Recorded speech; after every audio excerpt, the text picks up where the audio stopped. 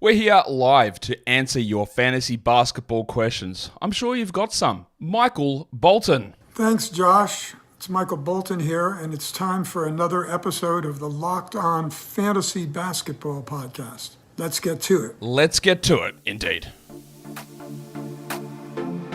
You are Locked On Fantasy Basketball, your daily fantasy basketball podcast, part of the Locked On Podcast Network.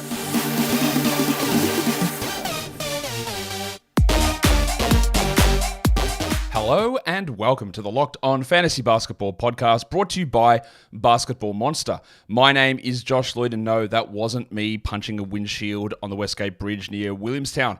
I'm also the lead fantasy analyst at basketballmonster.com, and you can find me on Twitter as always at redrock_bball, on TikTok at redrock_bball, and on Instagram at Locked On Fantasy Basketball. Today's episode is brought to you by LinkedIn Jobs. LinkedIn helps you find the qualified candidates that you want to talk to faster. Post your job for free at linkedin.com/LockedOnNBA. That is linkedin.com/LockedOnNBA to post your job for free. Terms and conditions apply. And thank you also for making Locked On Fantasy Basketball your first listen every day. We are free and we are available on all platforms. So go ahead and hit that thumb, hit the bell, hit the subscribe, and leave your comments down below, because it's not just me that you're thumbing up today. It is me and the one and only Dan Titus from Yahoo. Dan, hello. What's up, Lloyd? How you doing, man? I am good. I am ready to go with 5 and a bit weeks left in the NBA regular season. And for some reason, when you wake up at 2 a.m. like I did today, for some reason, check your phone. There's just blokes going out left, right, and center. So let's talk about one of them right now, because we've got questions about it. Dr. Sean Sens says Cat is out for a week max. All right, cool. I'm going to ignore that part of it, Sean, but we're going to talk about the conflicting reports from Shams and Woj. So Shams is out, torn meniscus, out indefinitely. So you go, all right, that's done. Damn, that's regular season over, or at least fantasy season over. And then Woj comes out and goes, yeah, he's got a meniscus injury. They're trying to see if he misses any time. Bro, what meniscus injury is he missing no time from? It's either torn or it's torn. Like, we had this whole thing with Embiid. And we went through it, and doctor said the only injury you can have on a meniscus is a tear. So I don't know what we're doing, why we're dancing around this. He's going to play through a tear? What are we doing with Towns here? I mean, at this point, I think if you're in a position where you can stash him in IL, maybe your playoffs haven't started yet, or you have a bye coming up, I would hold. But I'm not expecting that you're going to see Karl-Anthony Towns too much for the regular season here. Especially the way Minnesota has been playing. They're one of the best teams in the Western Conference. I think it's probably best, and I'm not a doctor, but I think it would make sense for him to get surgery immediately and then have a chance to possibly return in the postseason, because we've seen different, players come back at different timelines with a torn meniscus, depending on the severity of the tear. But given the conflicting reports, I'm still not trusting the fact that we're going to see Cat, at least in the regular season. Yeah, look, and it is tough, because maybe even if he doesn't have surgery, even if you sit out to rehab, you've got to sit out multiple weeks. You can't just sit out a day. It's got to be at least 2 to 3 weeks to see what happens, I would guess. So I think if you did make the call to drop based on Shams' initial tweet, I think you'll be okay. I would say the probabilities lie towards him not coming back within the next 3 to 4 weeks. But I don't know. That Woj thing is pretty confusing, and it's obviously very agent-speaky in terms of words and not trying to tell them that their client is out. It's a bit frustrating. But in terms of replacements, there's 2 options here, obviously. I'm pretty sure they will start Kyle Anderson. That's what they've been doing all season. Kyle Anderson starts. Naz Reid gets extra minutes off the bench. I think they both probably should be rostered down. But the complicating factor is next week the Wolves play 2 games. And I don't think that Reid or Anderson are good enough to hold in a 2-game week. So you can add them. They've got 3 games in 4 nights coming up here, but I don't think that you've got to just hold on to them through next week. Yeah, I agree. I mean, I would think that this is a move like, the Yahoo Standard League's playoffs start in week 21, so you can play the Wolves in week 21. So you may not have the luxury to hold them through that if you're playing in the Standard League. So at this point, yeah, I think with the Timberwolves playing 3 games to close out week 19, it's a good time to pick up Kyle Anderson in a streamer situation. If Naz Reid is available, good luck for you. That's awesome, because I think he's over 60% roster right now. So I don't think he's going to be out there in too many waiver wires. But I would at least hold the Minnesota Timberwolves for the end of the week, and then drop them if you have to in week 20. Yeah, that's the thing, and it's all going to be individual. If your playoffs don't start till week 21 and you can hold through a 2-game week, sure, go for it. Who cares? That's fine. But if that's the second week of your playoffs or the first week of your playoffs, these guys aren't good enough to hold through a 2-game week. Like I can go and have a look, and I'll do it right now actually, have a look at like my weekly projections for that week, and you're looking at the volume of games played. I'm just going to check the dates. Yeah, that's the right dates. You're like, where do these guys sit? Like it might be like 194th for Kyle Anderson, 200th for Naz Reid. Like that's not enough, right? That's just, it's 50, it's maximum 60 minutes for them for the week. You're going to have a bunch of guys getting 110 minutes that you can get off the waiver wire, or you use that spot and get actual 5 games out of that spot through streaming. It's an absolute no-brainer. So for now, sure. For next week, almost no way, I don't think. We just need to address that. So Sean, thanks for providing the question there. To do that, Michael Chang asked about another injury. Is Evan Mobley coming back in 2 weeks? Well, first of all, I've got no idea. We don't know. We have no idea what the time frame is. All they said was reevaluated in 1 week. Again, Shams said out long time. Cool. Cav said 1 week. To me, that means minimum 2 weeks, Michael. So what are you doing in this situation here, Dan, with Mobley out? I mean, if your playoffs have already started, I think you have to look somewhere else, right? Because, I mean, you can't afford to wait.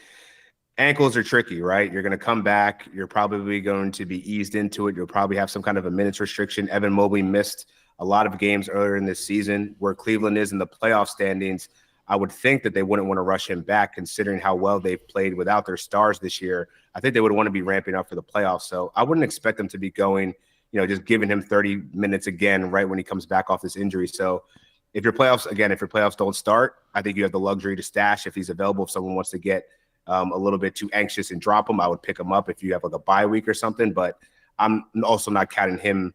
I'm not counting on him for the next couple of weeks. So I don't think we're going to see him until at least like week 22. And still, that might have some minutes restriction tied to it. Yeah, that would be my guess as well. Like I think we've got him out projected for about 3 weeks at the moment. That sounds about right to me. Yeah, I know there's a reevaluation, but I think it'll be we reevaluate and then he'll slowly ramp up and reevaluate in another week, and then we'll get the 2 to 3 week return there. We saw Dean Wade and George Niang start last game. They're both just fringe guys. They're streaming guys for threes. They're not must roster players. They're guys that have limited appeal. And we saw it. Wade went crazy in one game and then he did nothing in the next one. And that's the reality. Like we have a pretty large sample size of this, Dan, of Mobley being out already. And we saw what those guys did, and not one person who's watching this was all over themselves trying to get Dean Wade or George Niang onto their team that time. No. So I don't really see why it's going to be much different this time. All right, I saw an interesting question here.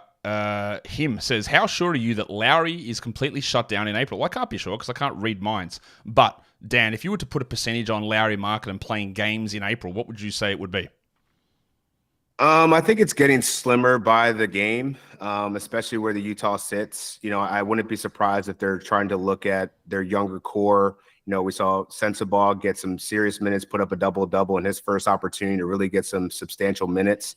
So I'd be cautious on those Utah Jazz veterans. Him, John Collins, another guy that's been spectacular over the last couple of weeks, but I think we'll start to see, and I'm still wondering where Walker Kessler's injury is. The Utah Jazz have been kind of quiet about the severity of his foot injury, but with only one game on Saturday, there's plenty of time for him to potentially return. So I would love to see the Utah Jazz really go into this youth movement of Keontae George once he's back from his illness. Taylor Hendricks when he gets over his toe injury, hopefully, and then, Walker Kessler. So I would, if I had Lauri Markkanen, I'd be kind of concerned just based off of where the Utah Jazz are in the standings. Yeah, I put a 2% chance that he plays a game in April, to be honest. I think he will come. I don't think he's done. Like now we are sitting, it's 8th of March for me, 7th for you guys. I think he's going to play again this season. I just don't think he's going to play in April. But the other thing is the Jazz. You mentioned Bryce Sensabaugh. I really like Bryce Sensabaugh. I think he should have been playing minutes all season. They played 2 games in the next 8 days. So you want to talk about the Wolves having a 2-game week. This is a 2-game more than a week for the Jazz. And it's almost impossible to suggest that with only 1 game left this week for Utah that you add Bryce Sensabaugh or you feel any sort of level of confidence in him being a guy that you would hold through that time. You just don't. You are either in a situation where you are in the playoffs, you're fighting for the playoffs, and in either of those 2 situations, you can't deal with that. If you are sitting comfortably with a bye week, if you are sitting in a strong position where your playoffs start in 2 weeks and you can't move in the standings, then sure, you can take speculative flyers on those. But the vast majority of us aren't going to be sitting in that position, so you've got to make that call on those Jazz guys. And any fringe Jazz speculative player, it's really hard, I think, to feel any level of confidence in that. Today's episode is brought to you by eBay Motors. Our partners over at eBay Motors have teamed up with me to bring you some of the best fantasy picks each week, all season long. So whether you're preparing for a daily draft or scouting the waiver wire, every week we're going to provide you with players that are guaranteed to fit on your roster. And that will bring me to talk about someone we just talked about, and that is Kyle Anderson. Now, Anderson's not going to wow you with scoring, but he will get a start. He will play 28 to 29 minutes. He'll get you some out-of-position assists. He'll get steals. We hope he doesn't shoot 4% from three, which he did for the first 2 months of this season. But he's just going to give you numbers across the board. Naz Reid, another one who's going to get that boost. But Anderson's the guy who's widely available, and they do like him running in that starting group. So with Towns likely out, Kyle Anderson is someone that you can take a look at. And maybe he is the perfect fit on your fantasy team. And getting the right players for a championship team, it's all about each player being that perfect fit. And that is the same with your vehicle. With over 122 million parts for your number one ride or die, you can make sure that your ride stays running smoothly. Brake kits, LED headlights, roof racks, bumpers, whatever it is that your baby needs, eBay Motors has it. Dan, quick question. Do you ever call your car your baby? Do I call my car my baby? Don't think I do. No, my car's too big to be a baby. I think it would get insulted if I did that. But with eBay Guaranteed Fit, it can shut up because I'm going to get all the parts that it needs to fit it for the first time, every time, or your money back. So if I want to call it baby, I'm going to call it baby. Plus, at these prices, you're burning rubber and not cash. So keep your ride or die alive at ebaymotors.com. eBay Guaranteed Fit is only available to US customers. Eligible items only and exclusions apply. All right. Someone asked a question about Mike Tyson or Jake Paul. Could not care less, honestly. Another one of those things when you wake up and you go, oh, Ben Simmons is out for the season. No, Karl-Anthony Towns has a torn meniscus and he's missing 0 games or he's missing forever. And now Mike Tyson's fighting again. I just need to go back to sleep. When is Jalen Johnson back? We don't even know that he's out. We don't know these things at this point. They haven't announced anything unless I have just completely missed it. But it didn't look good for Jalen Johnson. So I guess we'll use that question from old Doug here to transition that into what do you do with the Atlanta Hawks? Because I don't know that there's much there. Like Sadiq Bey, just make sure he's on a roster. DeAndre Hunter's allegedly still on a minutes restriction. What else do you do?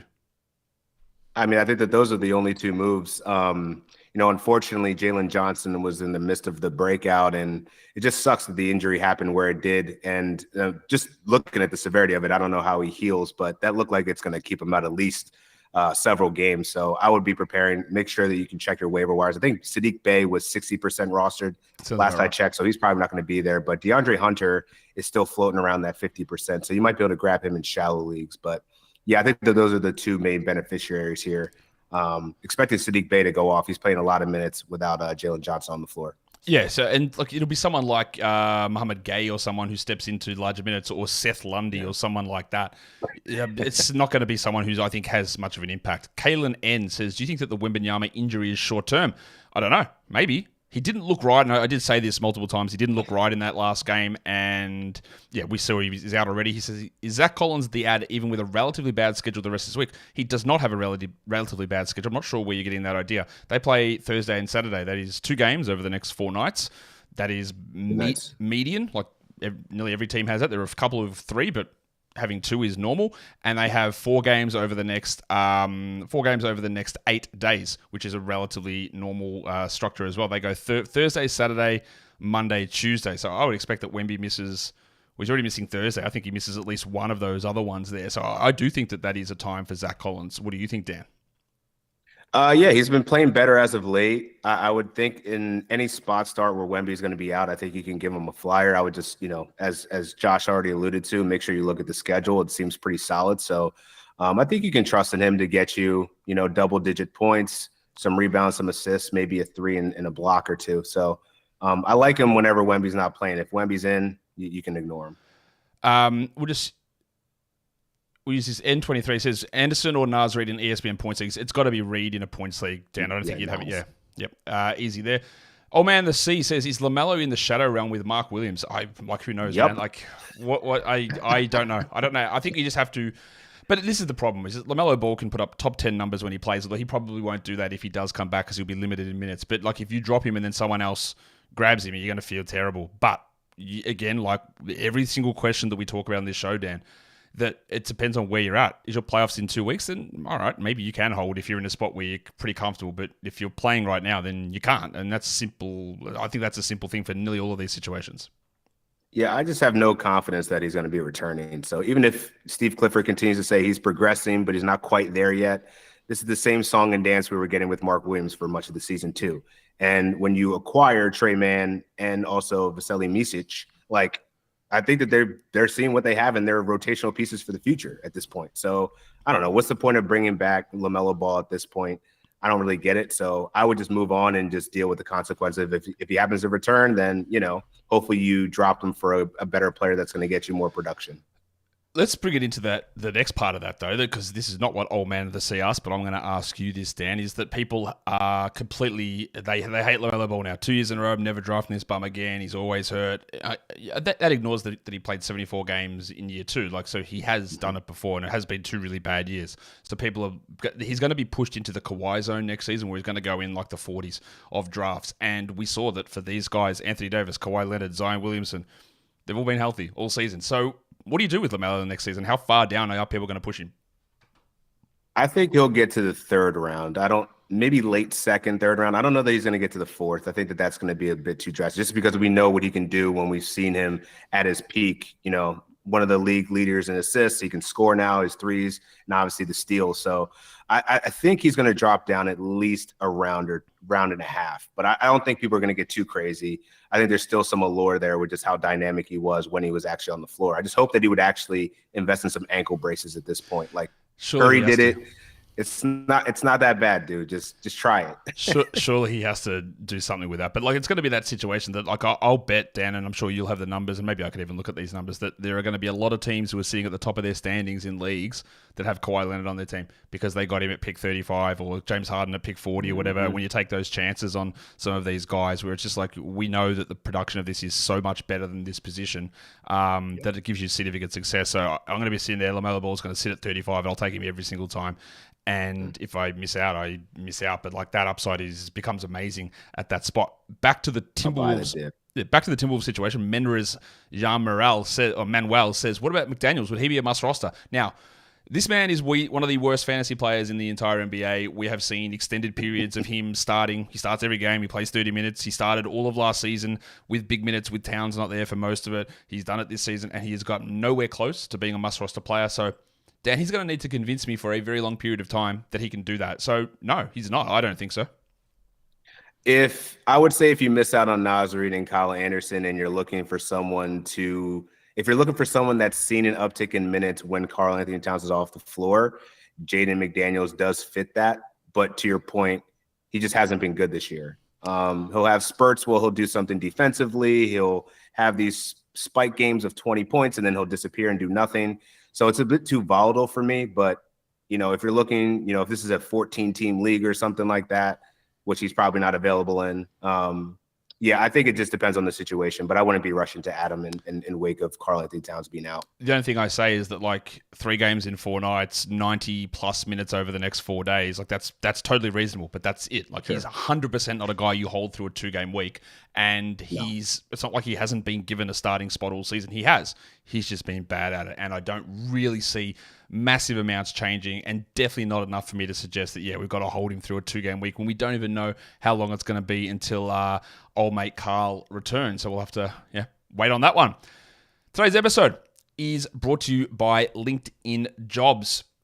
When you're hiring for your small business, you want to find quality professionals that are right for the role, and that is where LinkedIn comes in. You have to check out LinkedIn Jobs. They have all of the tools to help find the right professionals for your team faster and for free. LinkedIn isn't just another job board. LinkedIn has a vast network of more than 1 billion professionals, which makes it the best place to hire. It gives you access to professionals you can't find anywhere else. LinkedIn does all of that while making the process easy and intuitive. LinkedIn knows that small businesses are wearing so many hats, and you might not have the time or the proper resources to make those correct hires. So let LinkedIn Jobs help you. Hiring is easy when you have that many quality candidates. So easy, in fact, that 86% of small businesses get a qualified candidate within 24 hours. Post your job for free at linkedin.com/lockedonnba. That is linkedin.com/lockedonnba to post your job for free. Terms and conditions apply. We're on the home stretch here, Dan. So let's talk about this one. Isamon. I can't see if that's an I or an L. Anyway, what are your thoughts on the Mavs front court? Is Lively a drop? So last game, Dan, we saw Dan Gafford put up a big 16 and 10 double-double with 3 blocks, and everyone's real excited. Everyone's gone back to add him. what do you make of that that rotation where honestly there are 4 guys? Well, I say there's 4 guys playing center. PJ Washington hasn't played center at all, but there are 3 guys playing minutes at center there for them at the moment. It's hard to predict because the Mavs defensive rating is just so bad right now that I think Jason Kidd's just looking for an answer for someone to actually stop the funnel that's being their rim protection right now. So I would be fine dropping Derek Lively right now. I think this is more of a hot hand approach. If Gafford went off last game, maybe he gets a little bit more leash going forward. I'm not rushing to add either of them because I think they're all going to kind of cannibalize each other, especially when you get those matchups when they got to play small and then you see Maxi Kleber out there. So not a must add, but if you need some blocks on the waivers, I think it's worth picking up Gafford just because you know what he can do. Yeah, look, last game, like I said this many times on the show, that Lively and Kleber combined for 0 points. Lively had foul trouble last game, and Gafford still played only 21 minutes. That to me is not an encouraging sign. But you're right, their defense has been terrible, so maybe he does make a switch. But I'll tell you now, like Dan Gafford can block shots. He's not a particularly good defender. Like he's not this awesome guy that's going to shut down things. Like he's fine, but he's not a particularly good defender. He's not going to be the solution to their defensive issues, I don't think. So I think what it is it's a messy situation. It's a streaming situation, and don't be surprised if Gafford plays 12 minutes today. Don't be surprised if he plays 20. Like I think it's going to be all over the place, honestly. And I'm thinking they're all going to be sort of that stream zone type of guys. All right. Oh man, this says another question. This is interesting. What is your opinion on how many low usage players you could or should have on your standard 12-team roster? Dan, I'll let you take that one first. Low usage players. So I'm guessing it's like an Alex Caruso, an Ayo Dosunmu. Cody Martin was doing that for a period of time. Those sort of guys, I'm guessing. I'd say it'd probably be like 33%. I want to say like that feels like a rough estimate because you figure your first 5 or 6 picks in your draft are going to be pretty high usage, relatively high usage guys. Then once you get into the big men and, the backups like the Ayo Dosunmus and Alex Caruso's of the world, now it's probably going to be a lot more just because of all the injuries and people are going to have to see their roles changing over the course of the next several weeks in silly season.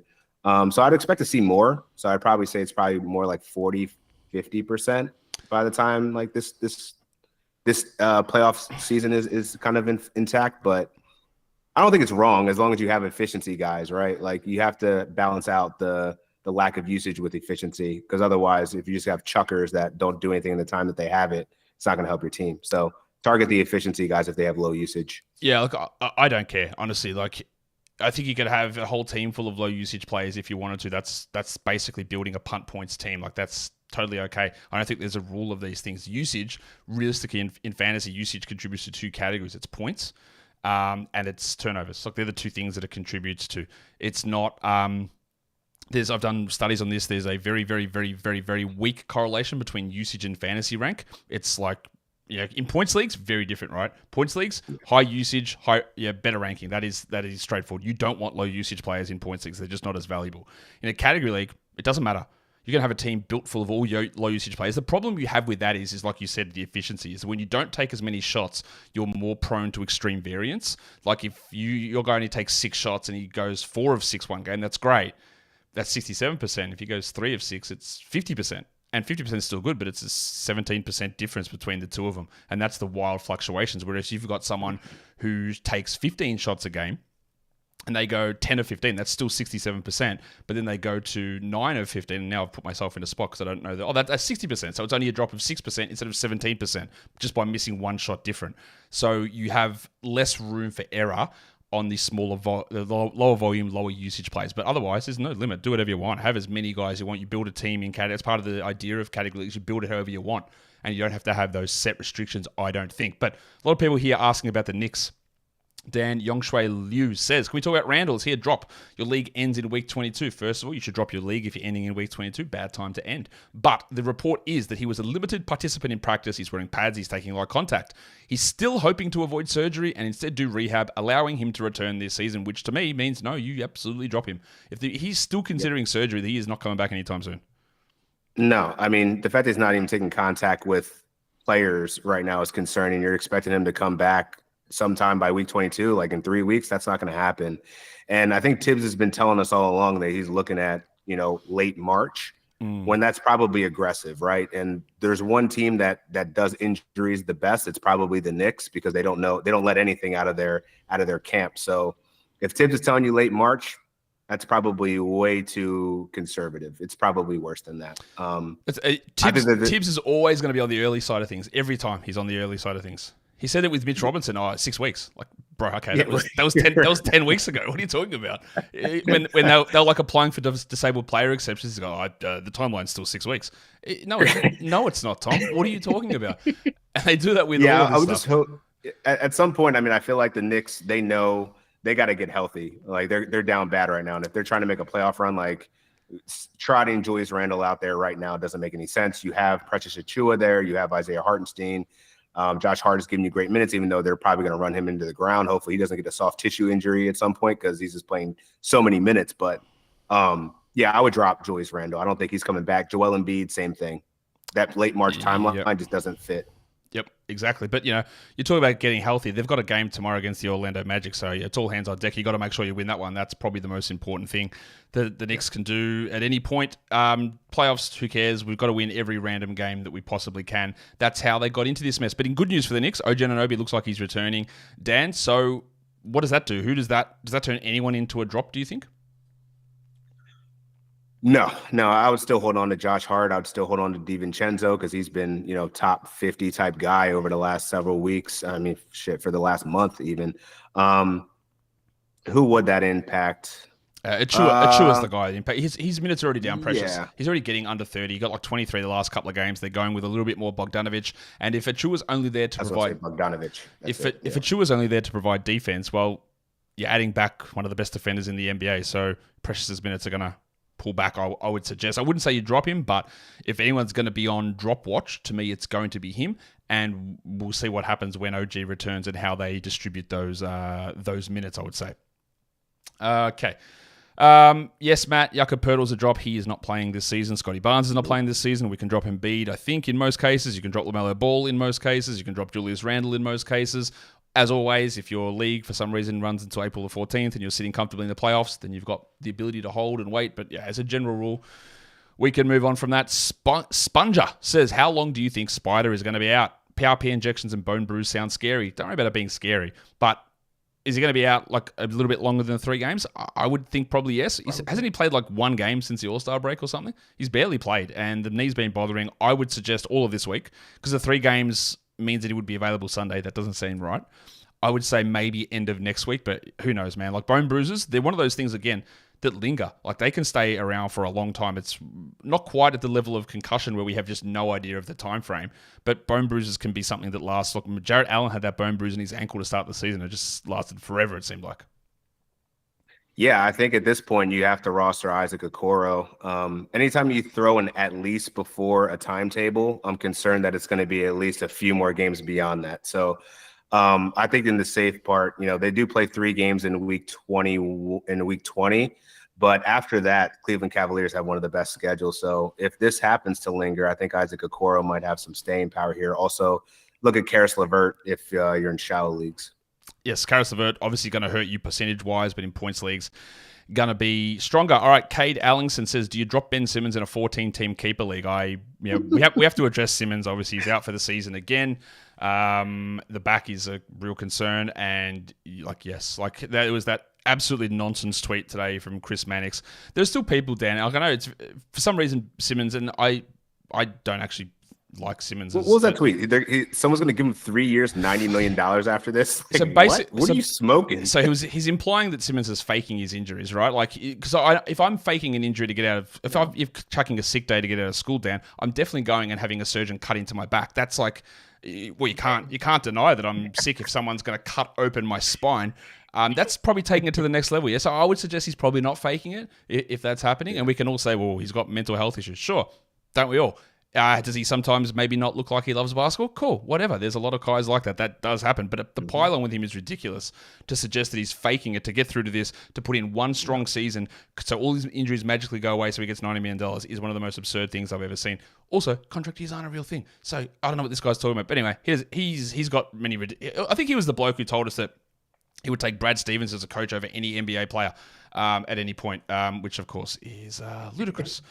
So there you go. So that's what you can think of Chris Mannix in his tweets. What about Kuminga rest of season? The Warriors are healthy now. It seems he's not hitting those 30-minute games as much. Can he continue his production in a 10 team? This is really interesting because, yeah, they were healthy yesterday. It is hard to fully understand that. And someone left a comment on my video yesterday saying, Josh, normally when there's a 30-point blowout, you don't read much into the minutes. And that's true. You don't, Dan. But the Warriors played 11 guys in the first quarter. And it wasn't 40-point blowout then. So that leaves me with some concern that Kuminga is not going to play big minutes every night. Now, he was great yesterday, but I would hold him, but I have concern about him. I have concern about Wiggins. I have concern about Clay. I have concern about Pajemski. I have concern about Chris Paul. And I think a lot of those guys are actually in a 10 team. I'm not holding Clay. I'm not holding Wiggins in a 10. I'm not holding Pajemski. And Kuminga is very borderline, I think.